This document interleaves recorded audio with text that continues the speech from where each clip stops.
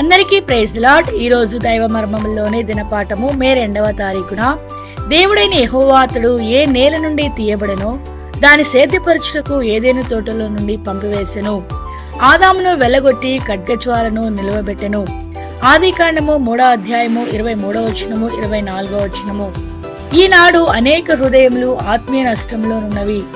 మునుపటి వలె బైబిల్ చదువుట యందు ఆనందము లేదు. మునుపున్నట్టుగా ప్రార్థనా భారము లేదు. వారు పోగొట్టుకున్న దాన్ని తిరిగి పొందుమను విశ్వాసం లేని కారణమున కొందరు రహస్యముగాను కొందరు బహిరంగంగాను ఏడ్చుచుందురు. తిరిగి పొందవలనను ఆశ ఉన్నప్పటికీ ఏ విధానమున దాన్ని పొందగలరో ఎరుగకపోవటచే తిరిగి పొందగలమను నిరీక్షణను కూడా కోల్పోయి ఉన్నారు.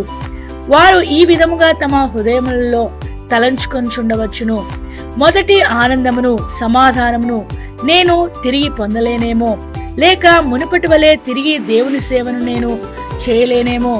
నేను ఆత్మీయముగా కోల్పోయినదేమైనప్పటికీ నీ నష్టము తిరిగి సమకూర్చబడగలదు.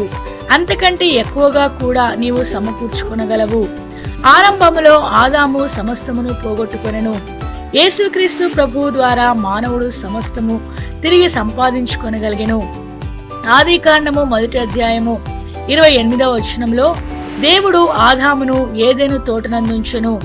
భూమి అంతటికి రాజుగా చేసి భూమి మీద చేపల మీద పక్షుల జంతువులు సమస్తం మీద అధికారము అనుగ్రహించెను. అయినప్పటికీ 3వ అధ్యాయంలో నున్నట్లు దేవుడే ఆదామును ఒక దొంగను తరిమివేయు రీతిని తరిమివేయటకు చూచుచున్నాము. ఆరంభములో దేవునితో ముఖాముఖిగా మాట్లాడినవాడు ఇప్పుడు దేవుని సన్నిధి నుండి వెళ్ళగొట్టబడి తన హక్కులన్నిటికీ కోల్పోయవలసి వచ్చెను. ఎంత గొప్ప నష్టము! దాన్నెవరినూ విలువ కట్టలేరు. అయితే ప్రకటన గ్రంథము 21వ అధ్యాయము 22వ అధ్యాయములలో మొదట దానికంటే ఎంతో ఎక్కువగా మహిమాకరమైన నూతన సృష్టిని మానవుడు ఏలుటను మనము చూడగలము. దేవుడి కొన్ని మాటలను దీవించి ఆశీర్వదించునుగాక. ఆమేన్.